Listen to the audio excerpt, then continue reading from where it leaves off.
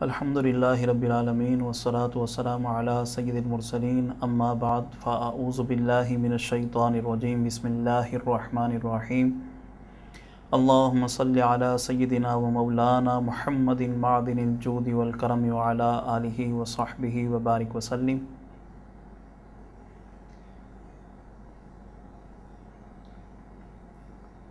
پچھلے پروگرام میں ہم نے طہارت کے حوالے سے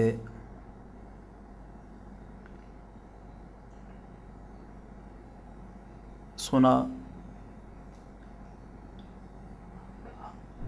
وضو کے فرائض پچھلے پروگرام میں بیان کیے گئے تھے کہ وضو کے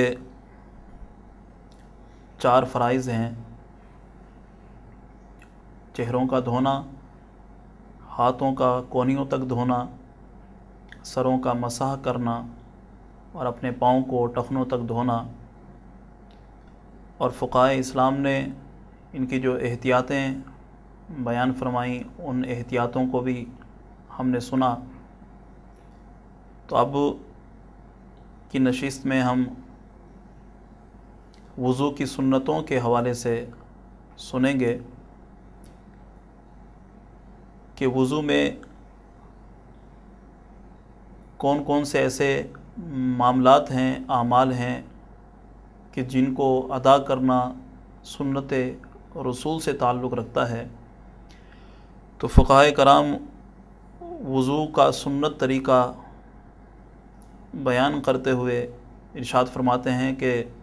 سب سے پہلی سنت وضو کے حوالے سے یہ ہے کہ جب بھی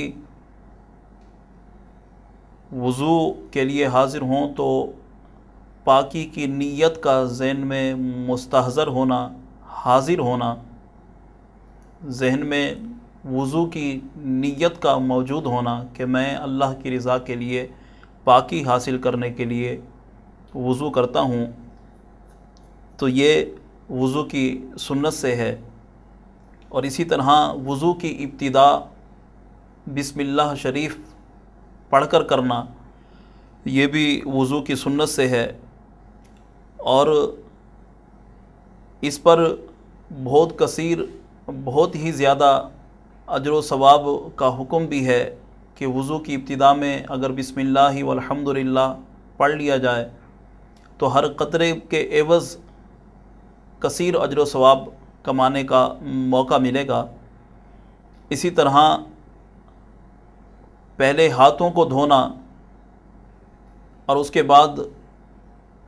کلی کرنا اور اس کے ساتھ مسواک کرنا، یہ بھی وضو کی سنت سے میں شامل ہے۔ اور مسواک کی رسول کریم علیہ الصلاۃ والسلام نے بلکہ نہ صرف عادت بنائی بلکہ مسواک کرنا وضو میں یہ سنت متواترہ سے، سنت مؤکدہ سے ہے۔ اسی طرح وضو کی سنتوں میں یہ بھی ہے کہ قبلہ رو بیٹھ کر وضو کرنا، اس انداز میں کرنا کہ آپ کا چہرہ، آپ کا رخ جو ہے وہ رو بکعبہ ہو، کعبے کی سمت ہو۔ مسواک کے بعد کلی کرنا اور 3 بار کلی کرنا یہ سنت سے ثابت ہے۔ کلی کے بعد ناک میں پانی چڑھانا اور ناک کی صفائی کرنا یہ بھی سنت رسول سے ثابت ہے۔ اسی طرح فقہائے کرام نے فرمایا کلی کرنے کے بعد چہرہ دھونا یہ، اور چہرے کا 3 مرتبہ دھونا یہ سنت سے ثابت ہے۔ یعنی جتنے بھی ارکان وضو ہیں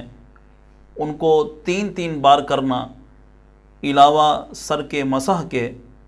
تو یہ سنت سے ثابت ہے۔ اسی طرح اپنے دائیں بازو سے، دائیں ہاتھ سے بازوؤں کا دھونا جو کہ فرائض سے تھا،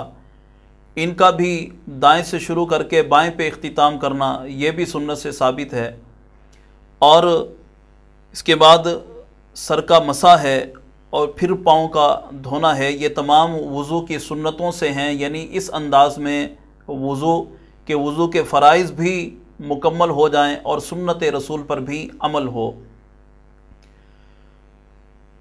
اسی طرح وضو کی سنتوں کے بعد فقہائے کرام نے وضو کے مستحبات کی طرف توجہ دلائی کہ مزید نکھارنے کے لیے، اپنے وضو کو مزید پائیدار بنانے کے لیے اگر مستحبات پر بھی عمل کیا جائے تو یقیناً وضو مزید بہترین ہو جائے گا اور اس سے کثیر فوائد اور ثمرات ہم حاصل کر سکتے ہیں۔ جیسا کہ فقہائے کرام نے وضو کے کثیر مستحبات بیان فرمائے، جن میں سے کچھ ایک یہ ہیں کہ وضو کے دوران اللہ تبارک و تعالیٰ کے ذکر میں مشغول رہنا۔ اس پر بہت ساری دعائیں بھی وارد ہیں کہ مختلف اعضاء کو دھوتے ہوئے مختلف دعاؤں کا ورد کرتے رہنا، اور اگر کوئی دعا یاد نہیں ہے تو اللہ تبارک و تعالیٰ کے ذکر میں مشغول رہنا، یا کلمہ طیبہ کا ورد کرتے رہنا، یا رسول کریم علیہ الصلوۃ والسلام کی ذات اقدس پر درود پاک پڑھتے رہنا، یہ وضو کے مستحبات سے ہے۔ اور اسی طرح اعضائے وضو کو وضو کرنے کے بعد اس طرح خشک نہ کرنا کہ بالکل تری ہی اعضائے وضو سے ختم ہو جائے، اس انداز میں وضو کرنے کے بعد کہ اعضائے وضو کو اس انداز میں خشک نہ کیا جائے کہ کوئی تری بھی باقی نہ رہے، یعنی کچھ تری کا اعضائے وضو پر باقی رہ جانا، یہ وضو کے مستحبات سے ہے۔ اور کثیر مستحبات میں سے جو ایک اور مستحب ہے، یعنی اطمینان سے وضو کرنا، ٹھہر کر وضو کرنا، کہ اکثر جیسا کہ عموماً دیکھنے میں آتا ہے کہ نماز کے عین وقت پر گھر سے یا اپنے آفس سے نکلنا، نماز کے لیے پہنچنا اور وہاں جماعت کو دیکھ کر جلدی وضو کرنا، یہ سنت کا بھی خلاف ہے اور مستحب کو بھی ترک کرنا ہے۔ اور اس میں خدشہ یہ ہے کہ کہیں جلدی میں فرائض میں سے اگر کوئی فرض ترک ہو گیا تو ہم شاید جماعت تو پا لیں لیکن نماز سے بالکل دور رہیں۔ جماعت بھی پا لی، با جماعت نماز بھی ہم نے ادا کر لی، اور یہ ایسا ہوا کہ جماعت پانے کے باوجود بھی ہم نہ پا سکے، تو اطمینان کے ساتھ وضو کرنا جو ہے یہ وضو کے مستحبات میں سے ہے۔ اور اطمینان سے مراد ہرگز یہ بھی مراد نہیں ہے کہ اس قدر ہی اطمینان ہو کہ وضو کرتے کرتے جماعت ہی ترک ہو جائے، تو یہ بھی اطمینان نہیں، بلکہ اطمینان سے مراد ٹھہر کر اس تیقن کے ساتھ کہ جو فرائض ہیں ان فرائض کو پورا کر لیا جائے، اور جو سنتیں ہیں کوشش کر کے ان سنتوں پر بھی عمل کر لیا جائے، اس سنت رسول کریم کے انداز میں ہم وضو کرنے میں کامیاب ہو جائیں، اطمینان اسے کہا جائے گا۔ اسی طرح کثیر مکروہات فقہائے اسلام نے وضو کے بیان فرمائے کہ کئی چیزیں ایسی ہیں کہ جن کا تعلق وضو میں اگر وہ اعمال کیے جائیں، وہ کام کیے جائیں تو وضو کراہیت کی جانب چلا جاتا ہے، جیسا کہ وضو کرتے ہوئے کلی کرنے کے بعد روبہ قبلہ ہم بیٹھے ہیں تو جان بوجھ کے سامنے کی سمت منہ کا پانی، کلی کا پانی جو ہے وہ پھینکنا کہ کعبے کی سمت پر ہو،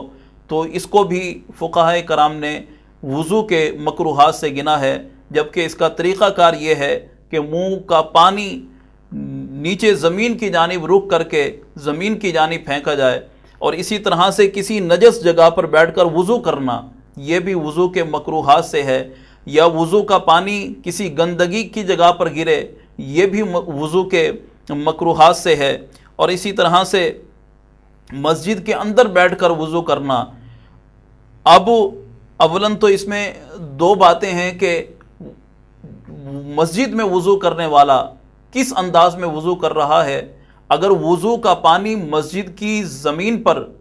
جائے نماز پر ٹپک رہا ہے تو ایسی صورت میں تو سخت گناہ کا مرتکب ہوگا، اور اگر ایسا اہتمام کیا ہوا ہے کہ مسجد کے اندر کے احاطے میں، صحن میں وضو کر رہا ہے اس احتیاط کے ساتھ کہ پانی کا کوئی قطرہ صحن مسجد میں یا جائے نماز پر نہیں ٹپک رہا، لیکن مسجد میں بیٹھ کر وہ وضو کر رہا ہے، تو اس کو بھی فقہائے کرام نے وضو کے مکروہات سے گنا ہے۔ تو اب یہ وضو کے فرائض، سنتیں اور مستحبات اور مکروہات بیان کرنے کے بعد یہ بات اشد ضروری ہے کہ ہم کچھ ان باتوں کی طرف توجہ کریں کہ وضو کون کون سے اعمال ہیں کہ جن کو بجا لانے کے لیے وضو فرض ہے، یا اسی طرح سے کون سے ایسے اعمال ہیں کہ جن کو بجا لانے کے لیے وضو کرنا جو ہے وہ مستحب ہے، کون سے ایسے کام ہیں کہ جن کو ادا کرنے کے لیے وضو کو سنت قرار دیا گیا، اور کون سے ایسے اعمال ہیں کہ جن کو بجا لانے کے لیے وضو کو مستحب قرار دیا گیا۔ تو اس کے بارے میں فقہائے کرام ارشاد فرماتے ہیں وہ اعمال کہ جن کو بجا لانے کے لیے وضو کرنا فرض ہے، تو ان اعمال کو شمار کرتے ہوئے فقہائے کرام ارشاد فرماتے ہیں کہ نماز پنجگانہ کی ادائیگی کے لیے یا کسی بھی نماز کی ادائیگی کے لیے وضو کرنا، اس صورت میں کہ اگر وضو نہ ہو، ایسی حالت میں وضو کرنا، نماز کی جانب اگر ہم آ رہے ہیں تو وضو کرنا وضو نہ ہونے کی صورت میں یہ فرض ہے۔ اسی طرح نماز جنازہ کی ادائیگی کے لیے وضو کرنا فرض ہے۔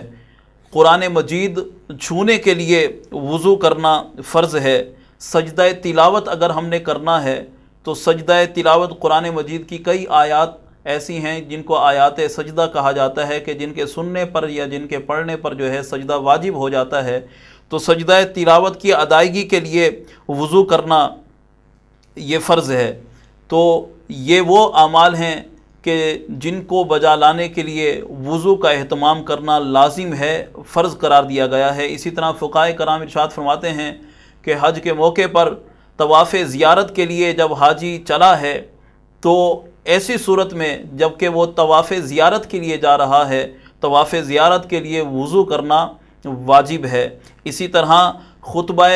جمعہ کے لیے، جمعہ کی نماز کی ادائیگی کے لیے کہ جب کہ غسل کر کے بھی گھر سے اگر انسان چلا اور اگر موقع ملتا ہے تو جمعہ کی نماز کی ادائیگی کے لیے تازہ وضو کرنا یہ سنت ہے۔ اسی طرح خطبہ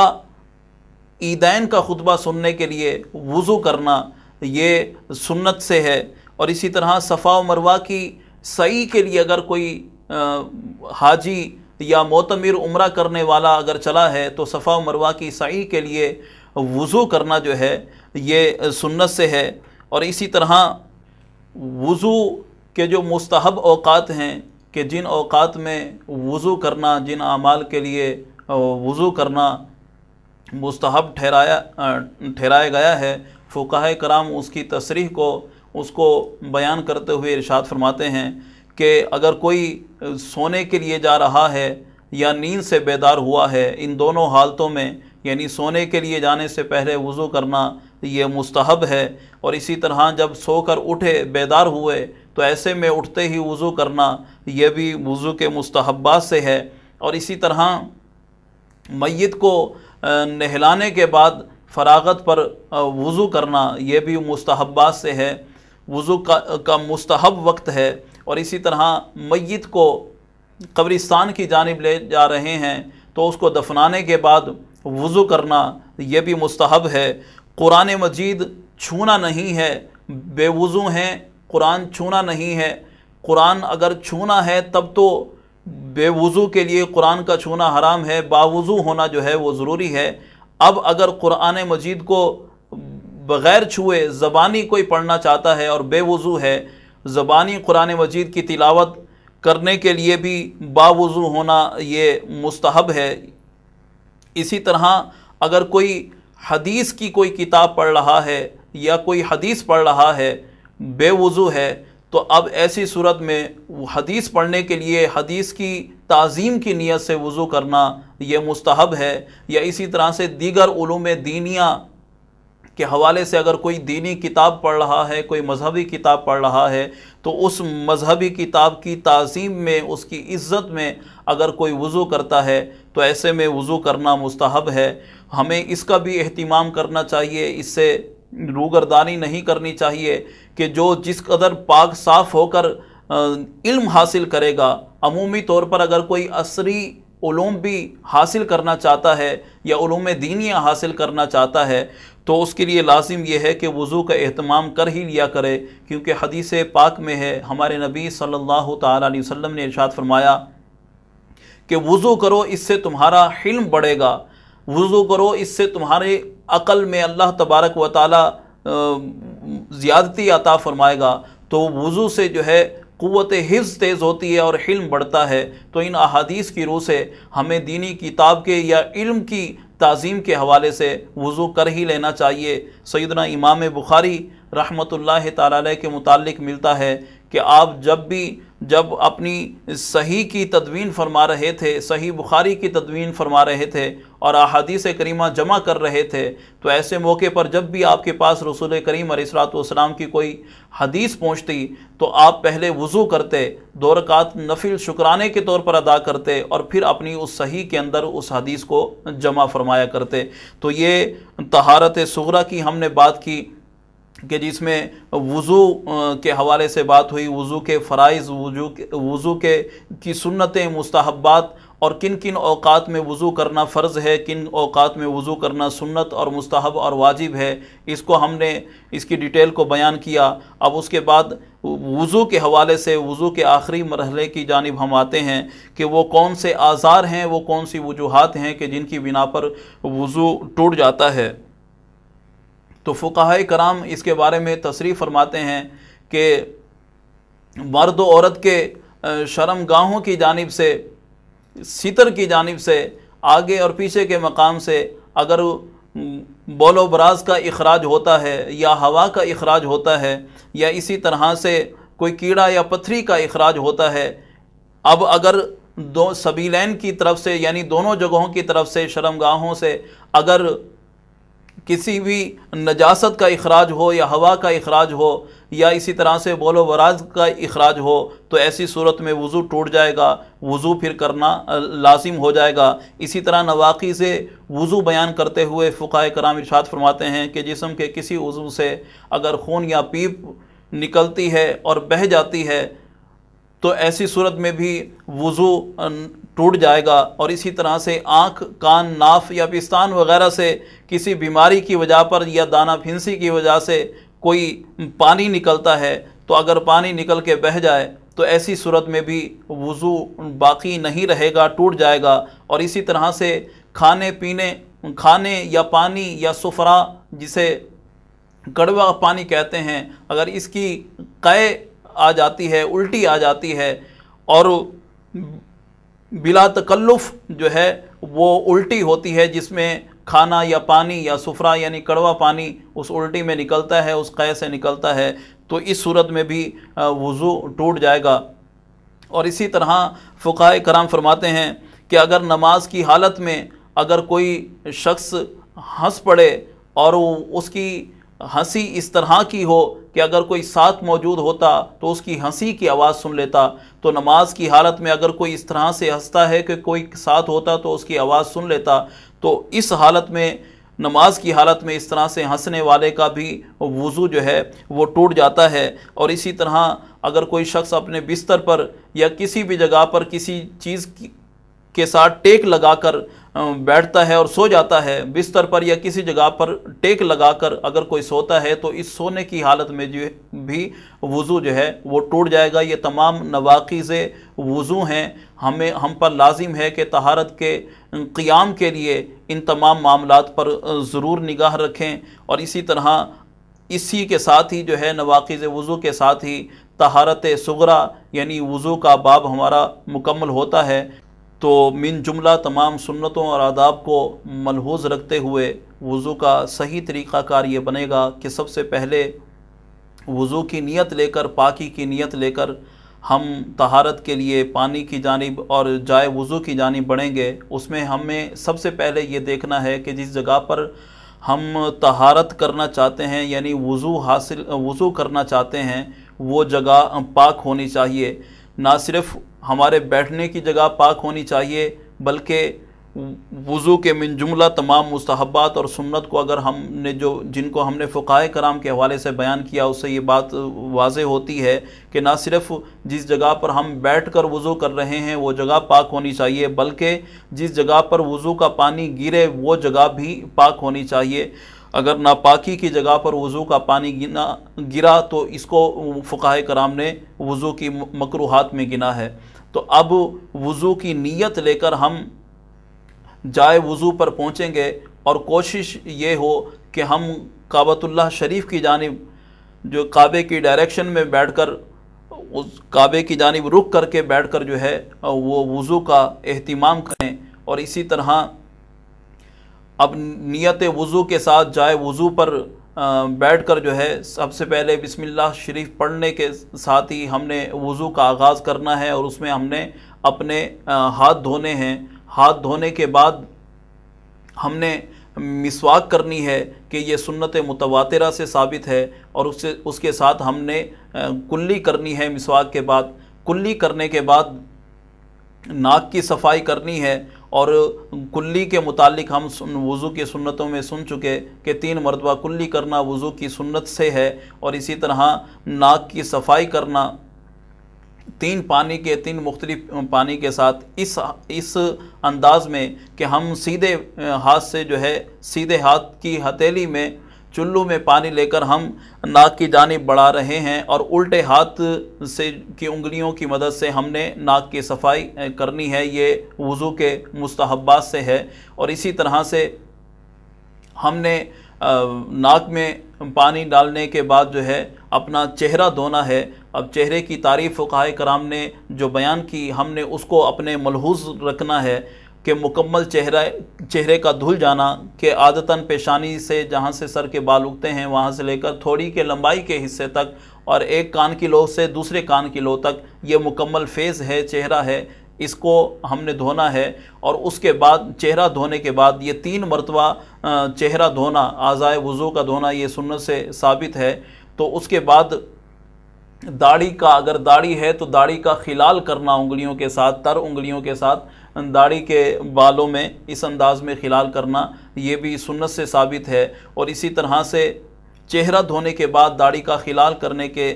بعد ہی متصلاً ہم نے اپنے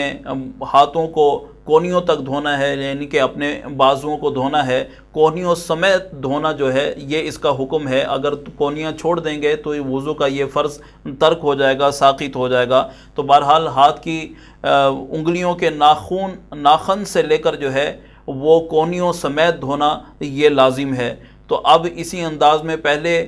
سیدھا ہاتھ دھوئیں گے، اور اس کے بعد الٹا ہاتھ دھوئیں گے۔ یہ دھونے کے بعد پھر ہم نے سر کا مسح کرنا ہے۔ سر کا مسح اس کی سنتوں میں ہم نے یہ سنا تھا کہ اس انداز میں مسح کیا جائے کہ ہاتھ پر جو ہے وہ پانی کی تری باقی رہے، چاہے تو جدید پانی سے ہم ہاتھوں کو تر کر لیں، یا اعضائے وضو کو دھوتے ہوئے جو ہاتھوں پر تری اگر باقی ہے تو اس سے بھی ہم سر کا مسح کر سکتے ہیں۔ اس میں احتیاط فقہائے کرام یہ بھی فرماتے ہیں کہ پانی کی مقدار جو ہے اس کا بھی خیال رکھا جائے کہ وضو کرتے وقت پانی اس طرح سے نہ ضائع کیا جائے کہ جس کا تعلق پھر اسراف سے ہو جائے۔ نارمل انداز میں ہم نے نل سے پانی حاصل کرنا ہے۔ اور اسی طرح بالخصوص فقہائے کرام اس طرف توجہ دلاتے ہیں کہ جب ہم مسح کر رہے ہوں تو اس وقت پانی کے اخراج کی طرف ہمارا دھیان لازمی طور پر ہونا چاہیے کہ کسی بھی طور پر پانی جو ہے اللہ کی جو خاص نعمت ہے اس کا اسراف نہ ہونے پائے۔ چاہے تو اس انداز میں بھی ہم مسح کر سکتے ہیں کہ ہم بائیں ہاتھ میں یا دائیں ہاتھ کے ہتھیلی میں چلو میں پانی لے کر جو ہے ہم نل بند کر دیں، اور اس کے بعد ایک ہاتھ میں لیا گیا پانی دوسرے ہاتھ کی ہتھیلی پر پھیر کر پھر اس انداز میں مسح کریں۔ مسح کا جو سنت طریقہ فقہائے کرام بیان فرماتے ہیں وہ اپنے دونوں ہاتھ کی انگلیوں کو ملا کر کہ جس میں شہادت کی انگلی اور انگوٹھا جدا ہو، بقیہ 3 انگلیوں کو دونوں ہاتھ کی ملا کر پیشانی پر جہاں سے عادتاً بال اگتے ہیں وہاں رکھ کے پیچھے کی جانب لے کر جائیں، اور بالکل گردن کی جانب تک لے جا کر جو ہے پھر ہاتھ کی ہتھیلیاں جو ہے وہ سر کی دونوں جوانب پر جو ہے وہ مس کرتے ہوئے آگے کی جانب لے آئیں. تو اور اسی کے ساتھ جو ہماری شہادت کی انگلی تھی اور انگوٹھا تھا، ان شہادت کی انگلیوں کو کانوں کے سوراخ میں داخل کر کے مکمل کانوں کا مسح کریں، اور کان کی پشت پر جو ہے انگوٹھے کی جو تری باقی تھی اس سے مسح کریں. تو یہ مسح کرنے کا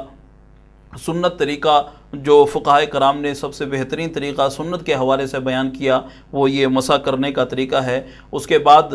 ہاتھوں کی پشت سے اگر ہم چاہیں تو گردن کا مسح کر سکتے ہیں. گردن کا مسح کرنے کے بعد اکثر جو اپنے لوگوں میں ہم نے عادت دیکھی ہے کہ وہ ہاتھوں کا مسح پھر دوبارہ کرتے ہیں، یا اسی طرح سے جس طرح سے تمام اعضائے وضو کو 3 مرتبہ دھویا جاتا ہے، یہ بھی دیکھنے میں آیا ہے کہ مسح بھی 3 نئے پانی کے ساتھ 3 مرتبہ کیا جاتا ہے. تو اس کا تعلق نہ تو مستحبات سے ہے 3 مرتبہ سر کا مسح کرنا، اس کا تعلق نہ تو مستحبات سے ہے اور نہ ہی وضو کی سنتوں سے ہے. 1 مرتبہ ہم اس انداز میں مسح کر سکتے ہیں جو جامع طریقہ ابھی بیان کیا گیا. اور اسی سے متصل ہی فوراً بعد ہی ہم نے جو ہے اپنے پاؤں دھونے ہیں. پاؤں کے دھونے میں جو فقہائے کرام نے بالخصوص احتیاطیں بتائی تھیں کہ انگلیوں کی پیٹھ اور پیٹ اور اسی طرح سے کروٹیں اور اسی طرح سے ٹخنوں سمیت تک کا دھونا جو ہے یہ وضو کے فرائض میں شامل ہے. اب اگر پاؤں کے انگلیوں کے ناخن سے لے کر ٹخنوں تک کے درمیان یا پاؤں کے تلوے کہیں پر بھی اگر بال کی نوک کے برابر بھی کوئی جگہ پانی بہنے سے رہ گئی، قاصر رہ گئی، تو یہ وضو یہ فرض ترک ہو جائے گا، اور فرض کے ترک ہونے کے ساتھ ساتھ ہمارا وضو بھی جو ہے وہ ساقط ہو جائے گا. تو یہ ایک بہترین طریقہ، یعنی وضو کے فرائض، مستحبات اور سنتوں کو ملا کر جو ہے یہ بہت ہی بہترین طریقے میں ہم اطمینان کے ساتھ وضو صحیح معنوں میں ادا کر سکتے ہیں. تو یہ وضو کا یعنی کہ طہارت صغریٰ کا یہ مکمل طریقہ اور نواقض وضو بیان کرنے کے بعد اب ہم طہارت کبریٰ کی جانب یعنی کہ غسل کی جانب چلیں گے. اور جس طرح سے ہم نے وضو کے متعلق ڈیٹیل سنی فقہائے کرام کے حوالے سے، تو اسی طرح سے اب ہم غسل کے متعلق بھی سنیں گے کہ غسل کی کس طرح سے قرآن و حدیث میں تاکید آئیں، وہ کون سی وجوہات ہیں کہ جن کی بنا پر جو ہے وہ غسل لازم ہو جاتا ہے، کن کن پانیوں کے ساتھ غسل اور وہ وضو کیا جا سکتا ہے. غسل کے فرائض، غسل کے واجبات، سنتیں اور مستحبات کو ہم بیان انشاءاللہ اگلی نشست میں کریں گے. وآخر دعوانا ان الحمد للہ رب العالمین.